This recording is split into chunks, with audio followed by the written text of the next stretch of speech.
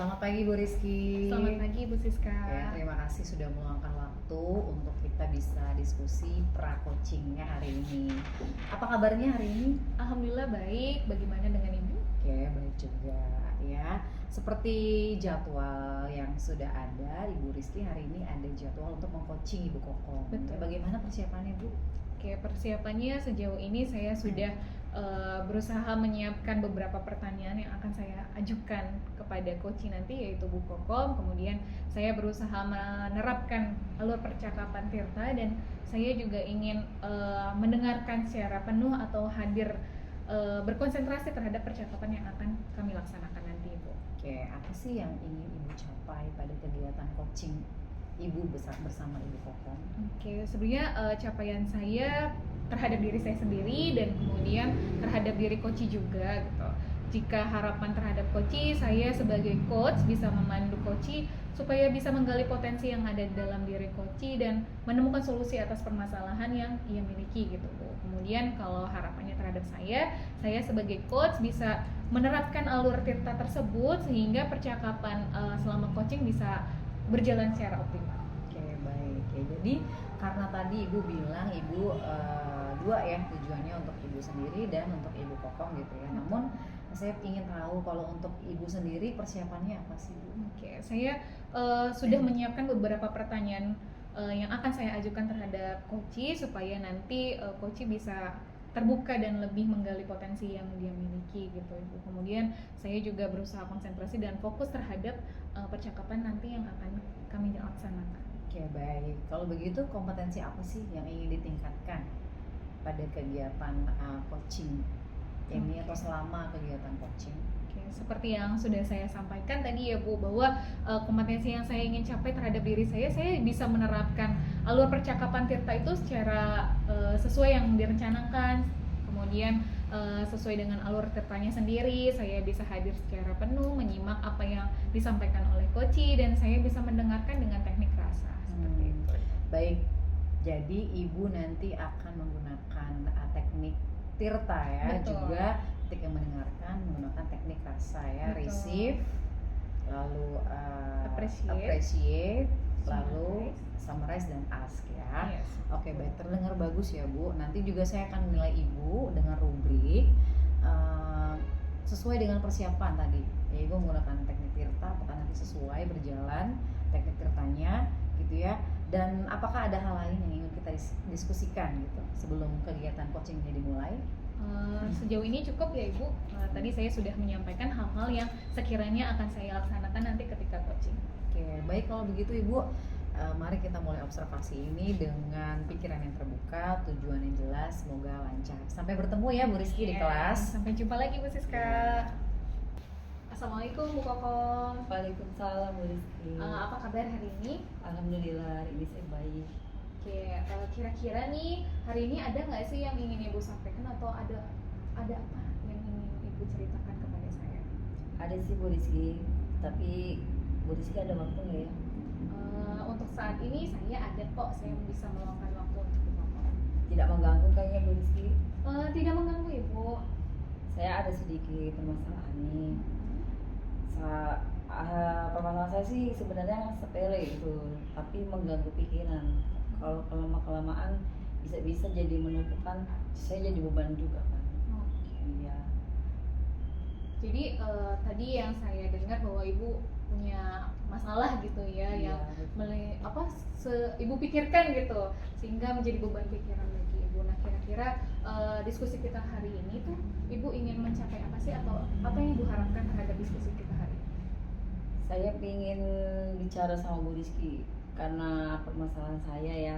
Saya tuh ingin mencari jalan keluar atau solusi atas masalah saya ini. Barangkali dengan bicara dengan Bu Rizky ada gitu, saya ada sedikit pencerahan, jadi nggak ada beban lagi di otak saya nih. Aduh. Kira-kira bisa tolong lebih jelaskan lagi secara detail permasalahan Ibu tentang apa sih? Ini loh Bu Rizky, saya kan baru tahun ajaran baru nih. Saya guru kelas 5 nih, saya masih dipercaya sebagai guru kelas 5 lagi. Berarti kan otomatis murid saya baru dong, dari kelas 4 ke kelas 5. Nah, yang saya permasalahin sih sebenarnya hanya Sebenarnya sih murid saya tuh semuanya aktif, cuma ada beberapa nih yang nggak aktif, terutama di dalam pelajaran bahasa Indonesia ya. Kalau untuk suruh tampil ke depan gitu, dia ini dorong gitu, udah gitu kayak nggak percaya diri, jadi saya greget gitu. Kamu tuh udah belajar sudah berjalan 2 minggu, saya bilang, kenapa masih begitu? Bu guru mau kamu yang berani, jangan takut. Tapi tetap ntar ada pelajaran bahasa lagi, begitu lagi.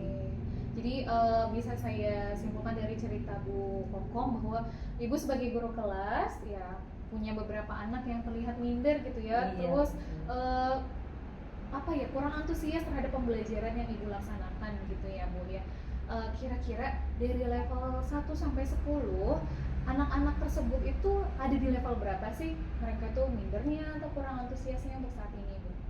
Kalau untuk level mindernya sih karena baru ini ya Bu Rizky ya.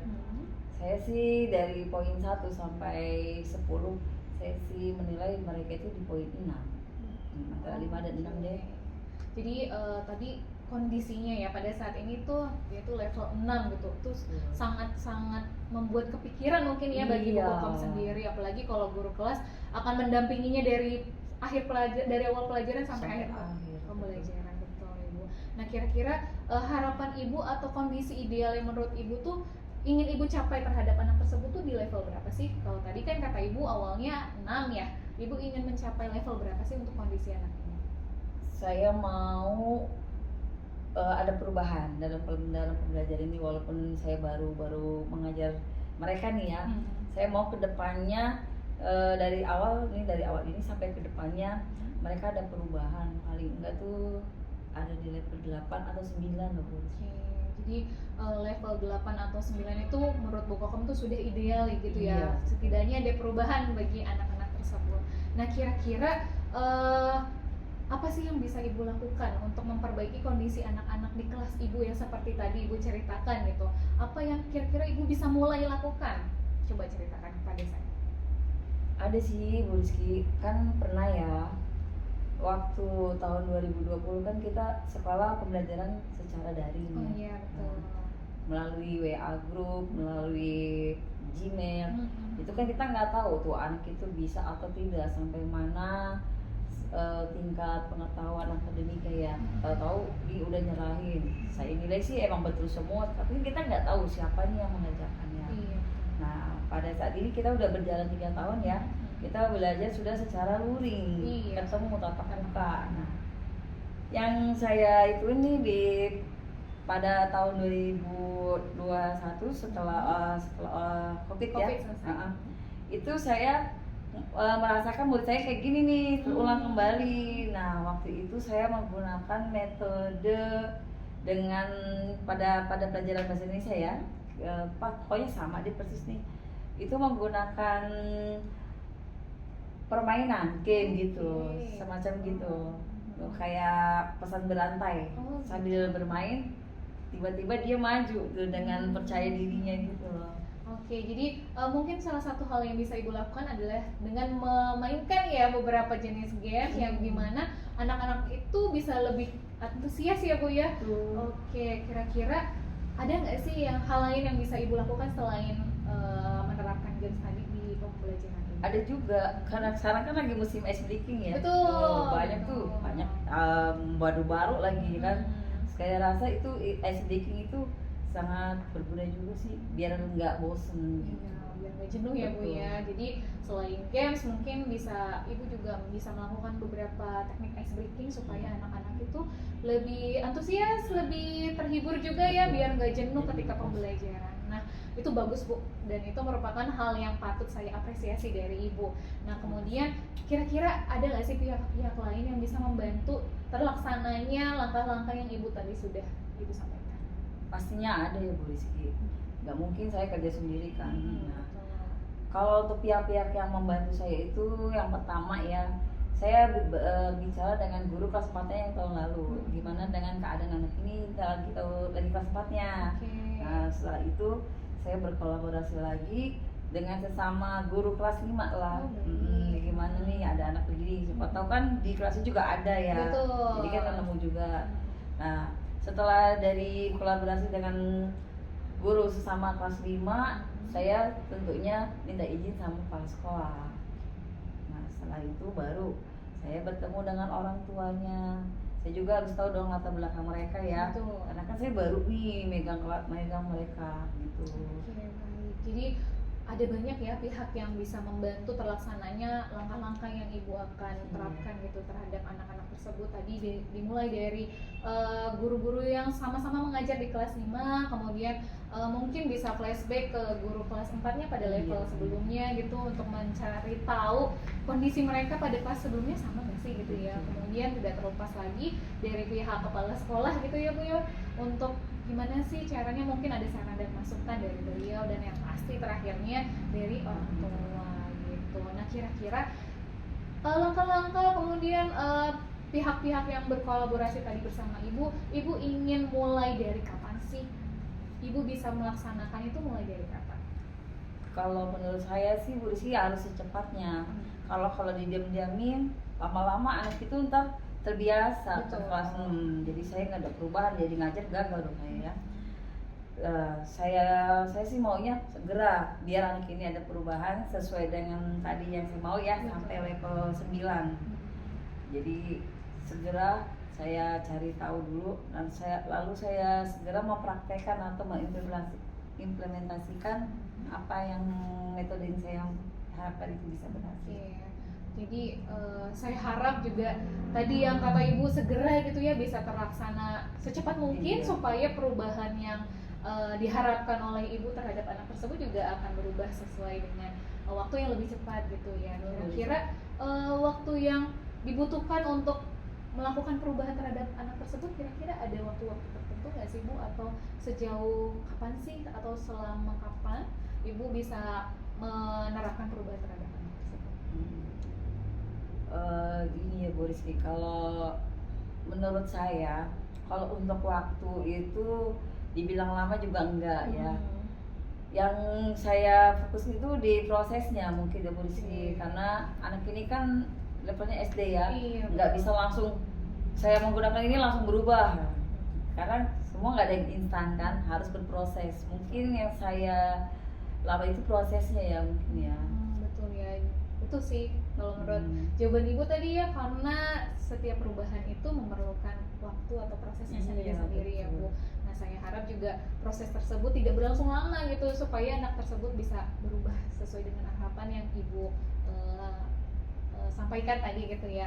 Nah, kira-kira komitmennya seperti apa nih ibu terhadap langkah-langkah yang udah ibu sampaikan, kemudian komitmen ibu terhadap langkah yang sudah tadi disampaikan itu apa?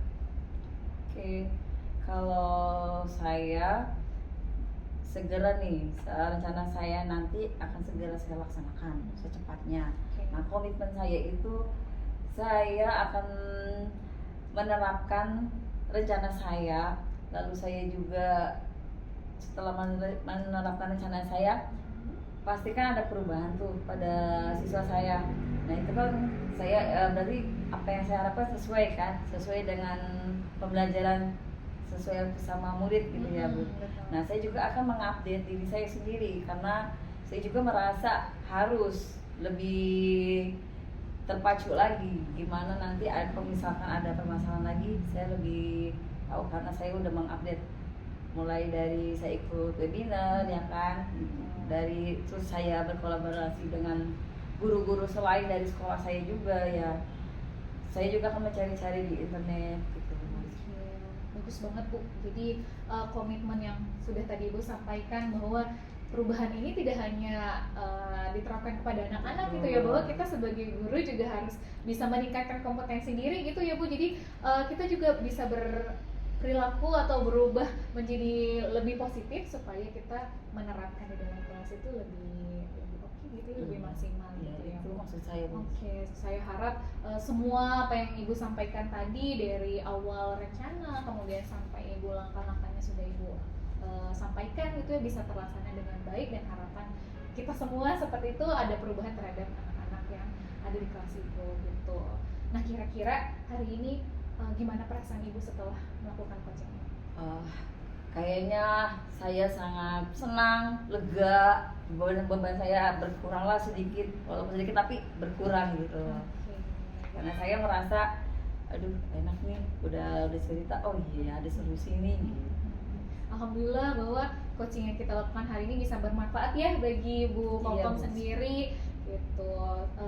Saya tunggu lagi progresnya nanti, apa yang sudah Ibu sampaikan bisa diterapkan langsung ya Bu ya di kelas Ibu, dan kita ngobrol-ngobrol lagi nanti ada nggak sih perubahan yang sudah tadi Ibu terapkan lagi. Oke, baik Bu Rizky. Sampai jumpa lagi Bu Kokom. Sampai jumpa Bu Rizky.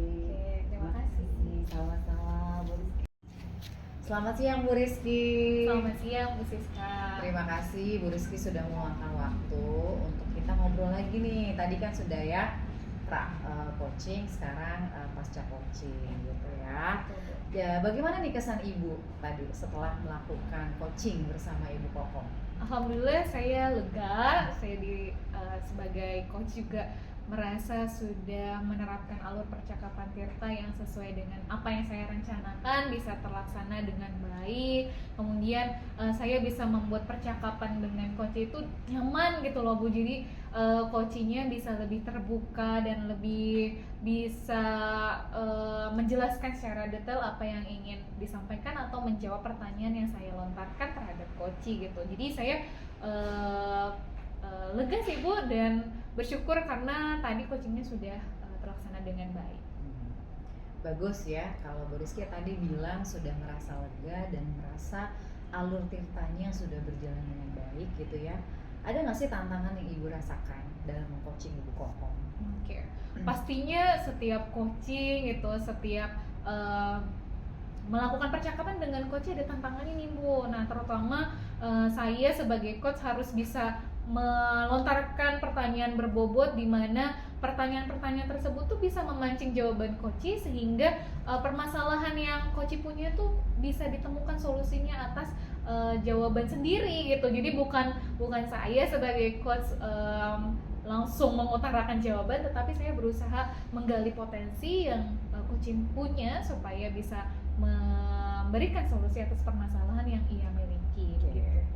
Baik, jadi menurut Ibu tantangan Ibu adalah memberikan pertanyaan yang berbobot sehingga coachi itu dapat terbuka gitu ya, menggali lagi gitu ya, terbuka atas apa yang dirasakannya. Betul. Seperti itu ya. Kalau begitu menurut Ibu bagaimana sih caranya untuk supaya tantangan itu bisa diselesaikan, atau apa yang bisa dilakukan oleh Ibu Rizky? Coaching itu memang suatu proses ya Bu ya, bahwa setiap proses itu harus memerlukan latihan-latihan supaya saya sebagai coach bisa terlatih juga untuk mengajukan pertanyaan berbobot, di mana pertanyaan tersebut harus sesuai dengan alur Tirta yang direncanakan dan bisa menggali potensi apa yang dimiliki oleh coach gitu loh Bu, supaya percakapannya itu bisa berjalan secara optimal dan sesuai dengan apa yang saya harapkan sebagai coach. Oke, baik. Jadi Ibu Rizky tadi merasa memerlukan latihan-latihan gitu ya. Latihan yang seperti apa sih Bu menurut Ibu gitu? Oke. Mungkin kalau latihan-latihannya saya bisa simulasi dulu dengan beberapa rekan sejawat gitu ya. Mungkin bisa membuka obrolan tetapi dengan menggunakan prinsip coaching gitu. Misalkan ada keluhan-keluhan permasalahan anak di kelas gitu, padahal kelihatannya obrolan santai tetapi dengan menggunakan prinsip coaching gitu. Itu merupakan latihan-latihan yang bisa saya lakukan. Kemudian saya juga bisa mencari referensi dari internet melalui video-video dari YouTube gitu, supaya saya bisa terlatih untuk melakukan coaching dengan baik. Menurut Ibu ada lagi nggak kompetensi yang ingin Ibu tingkatkan? Oke. Selain tadi mengajukan pertanyaan berbobot, saya juga harus mendengarkan dengan penuh dengan seksama supaya saya bisa hadir secara penuh terhadap percakapan yang saya lakukan gitu. Bahkan kalau konsentrasi terhadap percakapan itu menurut saya itu juga tantangan gitu loh ya Bu. Jadi itu merupakan kompetensi yang harus saya tingkatkan. Oke, baik.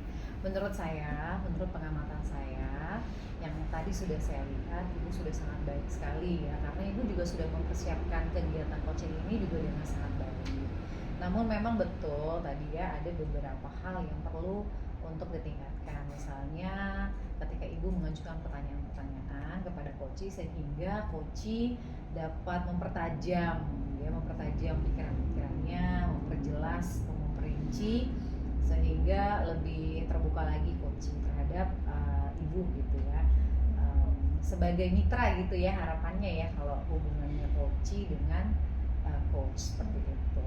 Nah, baik, adakah hal-hal lain yang ingin Ibu sampaikan? Alhamdulillah sudah cukup Ibu, saya sudah mendapatkan saran dan masukan dari Bu Siska. Saya harap nanti ke depannya coaching bisa lebih optimal lagi. Oke. Baik Bu Rizky, saya sangat mengapresiasi atas apa yang sudah Ibu Rizky lakukan. Semoga nanti di coaching berikutnya bisa lebih baik lagi. Amin. Terima kasih ya Bu Rizky. Terima kasih juga Bu Siska. Sampai jumpa.